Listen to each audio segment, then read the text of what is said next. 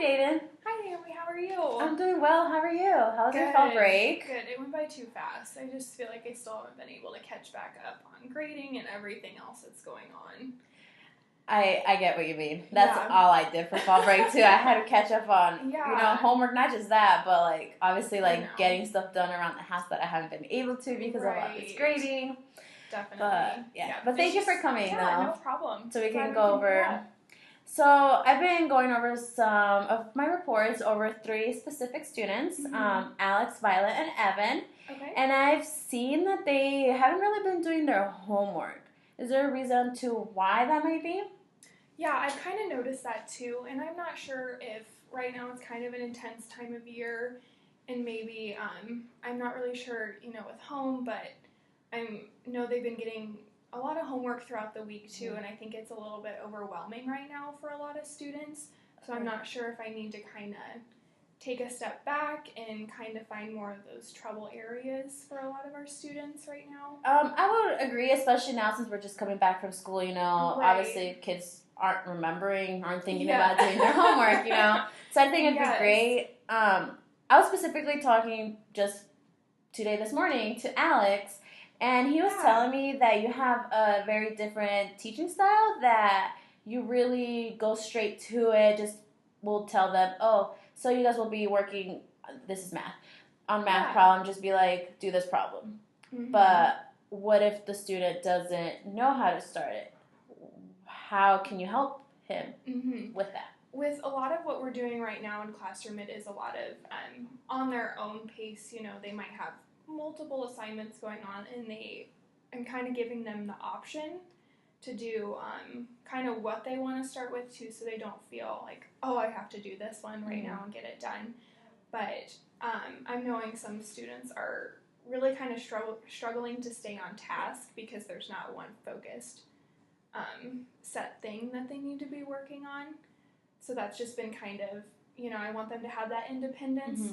And so it's just kind of hard to find that balance right now. And I don't know if you have some tips or strategies to kind of help reinforce that within the classroom. Yeah, but before I go on to a few of the tips, just to make sure that I'm understanding, what you're trying to say. Of course. So you kind of don't explain to the students right away, or do you just kind of briefly just talk a little bit about what they're saying, or do you kind of go more in depth about it? So for these students, that have a learning disability, obviously our focus is for them to stay on track and not, get behind. So how do you help those students? Well, kind of what I've been trying to do right now is I usually kind of just start going through verbally with them what the directions for the assignment are. I guess I have not been, writing it down for them. There are the certain instructions within the paper. And so, it's really kind of up to them as well to read the directions and then kind of what has verbally been said in the classroom. I agree with you, but I feel especially with those students that have learning disabilities, I feel like they're the type that need a little more redirecting. So probably going up to them or just asking the whole class as a whole instead of, just singling those students out, asking them how they're doing, because it sounds like you're not really doing that. It sounds to me that you're pretty much just giving them the assignment and they do it. Is that, I don't know, are we on the same plan with that? Is that what you're kind of doing, or am I just misunderstanding what my students are telling me? No, that's fine. I think you're just really trying to get them to be independent and be able to kind of, self-advocate for themselves a little bit too. If they're struggling with some kind of problem, to hopefully, come up to me, because this is kind of a time where they can work on their own, at their own pace with these assignments that they're given. So, if there's an issue, they can come talk to me, and then I'm not, then I can kind of do a little bit more one-on-one work with the students. But if they're not able to, come up to me, then that also causes an issue too, because then they're not getting their work done. Yeah, no, I understand that. Just a few notes that I wrote based on what Violet told me. So she says that she is kind of getting lost because there are several activities going on at the same time.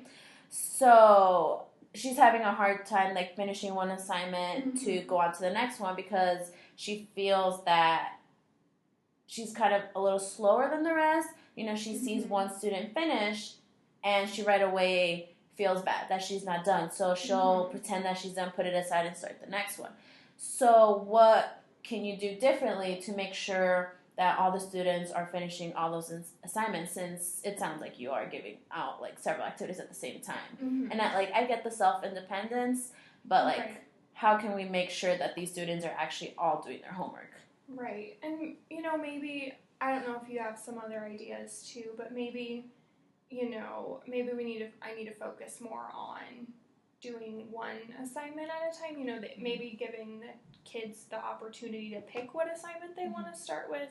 And then, before you move on to another one, you need to make sure that you have your one done. And maybe, I don't know if we need to have a set area for each paper or to come show me that they finished it, and just kind of, work with some little things like that to just maybe make it a little bit easier too, so maybe they won't feel so overwhelmed. I think that's a great idea. Actually, having you look at to make sure that they're doing it. Either whether that's asking the students to bring you the assignment so you can kind of look over and to make sure that they did it, stamp it, or you just collect them. I'm not saying you have to right at that moment check them all over, but it'd be great for all the students to kind of come up, show you the piece of paper. Okay, you look over it. Okay, they did it. It's not just and maybe going over one or two to make sure that they're understanding it. Because if you see if the first one is wrong, you're right away kind of gonna get the idea hey, maybe they just did it really quickly just to go on to maybe the next activity that could be a little more fun.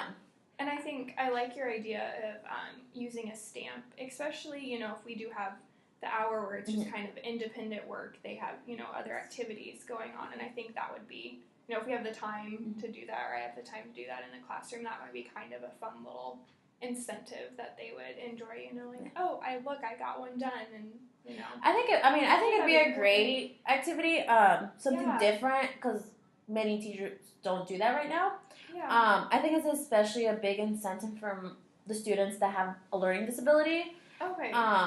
Just for the fact that maybe it pushes them a little more. It might even push them to ask you questions of how you can help them. Because I know some of these students that I have written down, they're a little shy, a little more quiet, so they're maybe a little afraid to go up to you and ask. Because to me, they come up to me and ask me, but sometimes I don't know what's going on in your class because I have all these students I have to worry about, that are in IEPs or about to be. So I want to make sure that obviously they're all on the right path. So I don't know what you think about how you can motivate those students a little more to go talk to you so they don't feel so lost in all these activities. Right. Yeah, I think that would be definitely a good strategy to at least, start with doing the stamp and, making sure that we only focus on one assignment before you move on to the next. I think that would definitely help, with Alex and Violet and Evan and the rest of the class too, to just kind of give a little bit more motivation to get through their activities too.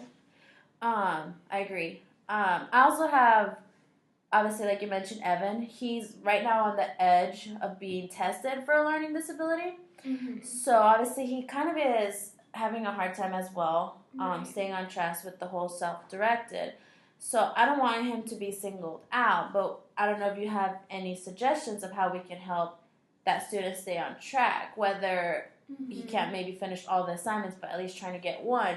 Right. Because based on previous assignments and his past teachers, I've noticed that he sometimes won't even finish that one assignment. Yeah. So with you jumping around from giving them that whole self-independence, he's having a hard time staying on task. So I don't know if you have any suggestions of what we can do to help him stay on task with just at least one assignment and not having to feel worried that he hasn't finished the other 2 or 3 that you maybe gave to the students. Yeah. What about doing maybe a goal of even, getting 3 of the problems done if it is a math worksheet too, and then just kind of starting with that smaller number and then seeing if that, he gets 3 done, then let's go ahead and